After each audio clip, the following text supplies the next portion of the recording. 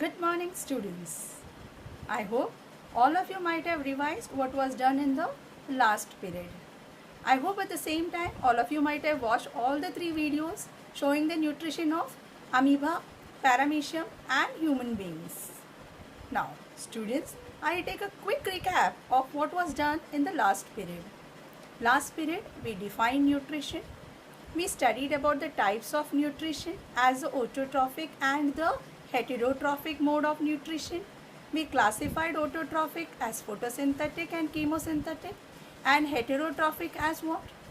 Saprophytes, parasites and the holozoic mode of nutrition. Now, in case of the holozoic mode of nutrition, we again divided it into herbivores, carnivores and omnivores. We studied in detail about the holozoic mode of nutrition in case of amoeba, paramecium and human beings. Now students, today we will study in detail about the digestion in case of human beings. Before I proceed ahead with the digestion part, to study digestion, it is a part of your holozoic mode of nutrition. So in this also we will divide it into the different type of steps like ingestion, digestion and then absorption, then assimilation and egestion finally, and we will see which organs perform these activities. Okay. Now, in case of human digestive system, digestion takes place only in three parts. That is, one, it takes place in the mouth. Second, it takes place in the stomach. And third, it takes place in the small intestine. Majority part of the digestion takes place in the small intestine. Now what we do is, now we will learn in detail about the digestion in each and every part. Now as mentioned earlier, as I told you, we will study the first step of holozoic nutrition as ingestion. Ingestion is a process by which the food is taken in. So now the food enters into the mouth. Mouth is the organ of ingestion in case of human beings. Now let's start with the digestion part. After the food enters into the mouth, the digestion starts right from the mouth itself. Now why does the digestion start right from the mouth itself? Now that is because the salivary glands opens into the mouth. Now we just show you the different types of salivary glands which are present. You can see this, the yellow red dots I have shown. There are three pairs of salivary glands. This is a side view, so you are seeing only three on one side and the other three is present on the other side. Now this salivary gland produce a secretion which is called as a saliva. Now what are the constituents of the saliva? Now the saliva contains point number 1 water, point number 2 mucus and point number 3 the salivary amylase. Now let us study the function of all the three constituents. Water. It helps in moistening the food. It moistens the food so that it is easy for us to chew. Next, as I told you, mucus. The mucus will help in lubricating the food. Now the food needs to be lubricated properly after digestion so that it can pass easily through the pharynx as well as the esophagus. Okay, now the last one, that is the salivary amylase. Now salivary amylase helps in the digestion of carbohydrates. It will help in the conversion of complex carbohydrates into simple sugar. Example of that is glucose. Now the digestion in the mouth is complete. Now after the digestion in the mouth is complete, now the food will pass through the pharynx and esophagus and will enter into the stomach. So we will study the next slide, that is the digestion in stomach. Now in the stomach, the proteins get digested. Having protein digesting enzyme and having a sphincter. If you recollect last period, I had told you sphincters are regulators. So having protein digesting enzyme and having a sphincter is a characteristic feature of stomach. When the sphincter opens, that is a regulator opens, the regulator which is present at the upper part of the stomach, you can see I will highlight that particular part over here. You can see the sphincter over there. Now this sphincter opens, the food will enter into the stomach. As the food enters into the stomach, the food will be acted upon by what is called as the gastric juice. Now, let us study about the constituents of the gastric juice. The gastric juice contains three constituents. The first one is a hydrochloric acid, second one is the pepsin, and the third one is the mucus. Now, let us see now what is the function of these three constituents. Now, hydrochloric acid. As you can see here, I have labeled it as acid, that is a hydrochloric acid. This hydrochloric acid provides an acidic medium for the enzyme of the stomach to work. The enzyme which is present in the stomach is called as the pepsin. Now, pepsin always works in a acidic medium. So, to provide an acidic medium, we are using what? Hydrochloric acid. So, that is the first function. Now, second function, along with the food, sometimes the microorganisms also enter into our digestive system. Now, in that case, they need to be destroyed. So, these microorganisms are destroyed by this hydrochloric acid. So, this is the function of the hydrochloric acid. Now, next is pepsin. Now, pepsin is a protein digesting enzyme. This pepsin, which is a protein digesting enzyme, acts upon the proteins. Proteins are large molecules. They are slowly digested by the action of pepsin and is broken down into very simpler units which are called as the amino acid. So that is the function of pepsin. Now the mucus. Now as I told you, there is acid in the stomach. This acid can cause harm to the internal lining of the stomach. So the internal lining of the stomach need to be protected. To protect the internal lining of the stomach, the gastric juice secretes mucus, so it forms a protective layer surrounding the inner wall of the stomach, so that the acid do not attack the wall of the stomach. Okay. So this marks the end of the digestion in stomach. Now we will go to the next part and we will see the digestion in small intestine.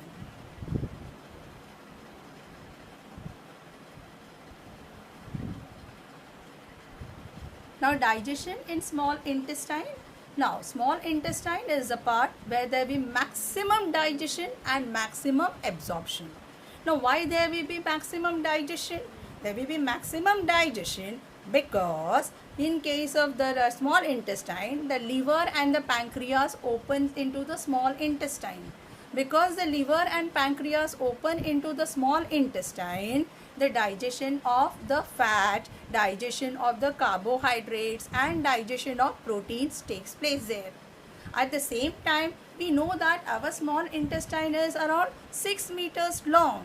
I mentioned to you in the previous period that it is 6 meters long, so that there can be maximum absorption. So it is the part where maximum digestion and absorption takes place. Now we will study the digestion of small intestine in 3 different steps. The first one we will be studying is action of bile. So let's see for the action of bile. Now all of you can see here, this I have marked here, this is the liver. Now near to the liver you can see I have marked in another organ, that is the gallbladder. Now the liver produces a bile, and the bile is stored in an organ which is called as a gallbladder. Liver synthesizes bile and the bile is stored in the gallbladder. Now the bile, function of the bile. The bile helps in the emulsification of fat. Emulsification. Now what do you mean by the word emulsification? Have you heard emulsification before? So let me tell you first what is emulsification. Now I say emulsification of fat. Fat means I am going to talk about oil, ghee, butter. Now this oil, ghee, butter, they are very, very big molecules. Since they are very, very big molecules, it is difficult for the enzyme to cut it or digest it into simpler ones. So who makes the work of the enzymes easier? That is done by the bile by a process called as emulsion. So I will just explain to you. Now any part, wherever we are talking about digestion, water plays a crucial role. Like we studied that the saliva contains water. At the same time, as the food reaches the stomach, we take in water. and water is very essential for digestion. So in the small intestine also, now the water has to unite with come in contact with the fat molecules. But the fat and water or the oil of water, they both repel each other. They will never mix with each other. Like suppose if you have oil on your hand and you try to wash it with water, will your hand become clean? No. To make it clean, what are you going to use now? You are going to use the soap. Now when you apply soap and along with that water, in that case the big molecules of fat will be broken down with the help of the soap, the substance present in the soap. So what will happen? Now those big molecules of fat, when broken down, it is going to mix with water. And now in your hand, you might have experienced, you get a shiny appearance on your hand.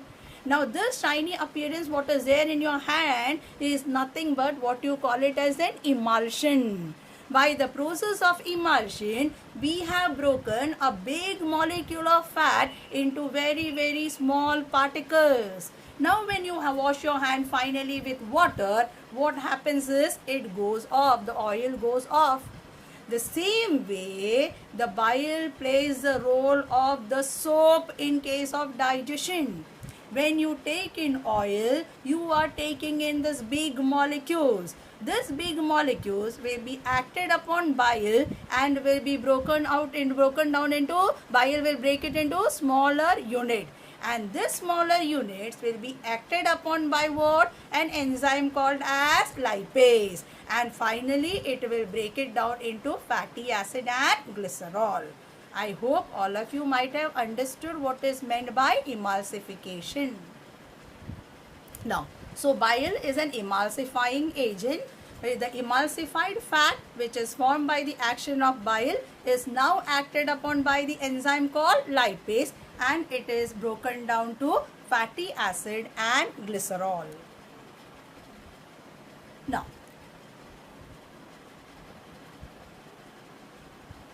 Now we will study the action of the pancreatic juice. Now pancreas, now I just highlight the pancreas here. You can see the pancreas over here. You can see the pancreas also open into the small intestine. Pancreas secretes a pancreatic juice, and pancreatic juice contains an enzyme called as trypsin, which will complete the digestion of protein. If any protein is not digested in the stomach, the final digestion of the protein will be carried out by the pancreatic juice. Now, the next is we will be talking about the intestinal juice. The intestine also secretes a juice called as the intestinal juice. Now, the intestinal juice will act upon the proteins also. It will act upon the carbohydrates also. It will act upon the fats also, and completes off with the digestion. So, let me now summarize those products which are formed in digestion. Carbohydrates are broken down into simple sugars. At the same time, proteins are broken down into simpler substances which are called as the amino acid, whereas fats are broken down into simpler unit called fatty acid and glycerol. So that means now the digestion is completed. Now after the digestion is completed, now the next step of the holozoic nutrition is absorption. Now the digested food need to be absorbed, and the absorption is done by the wall of the intestine. And as I mentioned before, to increase the area of absorption, you can see the inner lining of the small intestine is folded to form finger-like processes which are called as the villi. Villi increases the area of absorption. Next, assimilation. You know that in assimilation, the absorbed food becomes a part and parcel of our body. That means the absorbed food will help in the synthesis of new tissues. It will be responsible for growth of an organism. So that is nothing but assimilation. Our next slide, we will talk about the absorption in large intestine. Large intestine does not play any role in digestion, but it plays a very crucial role in the absorption of water. The water from the digested food is in a slurry state. The slurry state of the digested food, slurry means containing water and solid. The slurry state of the digested food is because of the presence of water. Now that water is absorbed by the villi of the large intestine. Now after the water absorption, the next you have is the egestion. Egestion is the throwing away of the undigested and unabsorbed substance out of the body. And now this you can see is a large intestine. The last part of the large intestine is called as a rectum. Now the rectum will open to the outside by means of anus. The anus is guarded by a sphincter which is called as a anal sphincter. So we have completed with egestion. So students, now this marks the end of the heterotrophic mode of nutrition, in which we have elaborated about the holozoic mode of nutrition in case of amoeba, paramecium and human beings. Now we will go to the next part, and the next part we will be studying about the autotrophic mode of nutrition. As the name itself suggests, autotrophic mode of nutrition. Now these are the organisms which are self-feeders, can prepare their own food. Now in this autotrophic mode of nutrition, we study in detail about photosynthesis. Now photosynthesis is a chemical reaction. And let us see now what are the raw materials which are required for photosynthesis. First, we require carbon dioxide, we require water, we require chlorophyll, and we require light, that is the solar energy that is obtained from the sun. Now you have a picture of photosynthesis being carried out by a plant over here. Okay. Now you can see the sun is providing it with solar energy. Now the solar energy being trapped by the green leaves because it is having what? Chloroplast. You can see that the atmosphere contains carbon dioxide. The carbon dioxide is taken up by the leaf because the leaf shows the presence of small openings which are called as stomata. And you can see in the lower part, that is the root. The root is supplying water. Water is one of the reactant of photosynthetic equation. Yeah. So now this is in short about the reactants.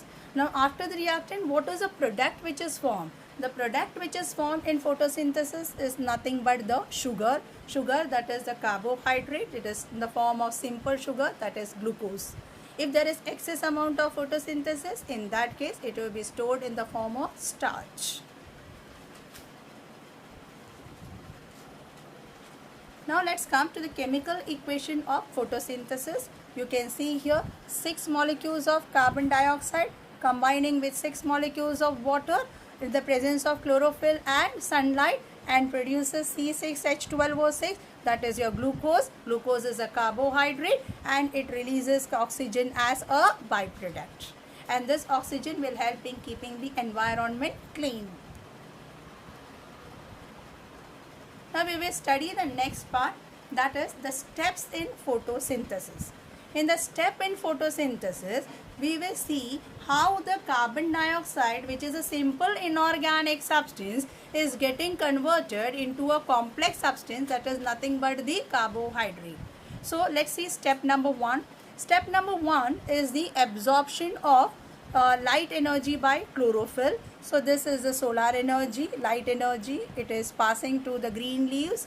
The green leaves contain chlorophyll. With the help of the chlorophyll, the sun's radiant energy is converted into chemical energy, that is nothing but ATP, adenosine triphosphate. Adenosine triphosphate is called as the energy coins, or it is also called as the energy currency. So we have converted the light solar energy into ATP, and for this conversion, who is the one who is helping us? It is the chlorophyll which is helping us. So after we convert the light energy into the chemical energy, that is in the form of ATP, with that ATP, now the next step, we bring about the splitting up of water. So you can see here the water has split to form hydrogen and oxygen. Now This hydrogen, which is formed after the splitting of water, combines with carbon dioxide. That means it causes the reduction of carbon dioxide, and when carbon dioxide is reduced, it results in the formation of glucose, and remaining what is there is nothing but oxygen, and that oxygen is released out into the Earth's atmosphere. Okay, so I have explained you the process. While writing the answer, we will write it in 3 points. 1. Absorption of light by chlorophyll. 2. Conversion of light energy into chemical energy, which will help in the splitting of water molecule into hydrogen and oxygen, and that hydrogen will combine with carbon dioxide, causes a reduction of carbon dioxide to produce what you call it as the carbohydrates. Now, the next topic we study is the structure of stomata. Now, when you look at the leaves, the microscope, when you look at the leaf through a microscope, the leaf shows many tiny pores, and these tiny pores which are present on the surface of the leaf are called as the stomata. Now, what is the function of these tiny pores? Now, these tiny pores are responsible for the exchange of gases, that is the intake of carbon dioxide and giving out of oxygen as a byproduct of photosynthesis. At the same time, it carries out a very important function which is also called as transpiration. Now, the stomata shows a pore in the center. That pore which is present in the center is called as a stomatal pore, and the stomatal pore is guarded by 2 guard cells. We will see in the next slide. You can see the guard cell.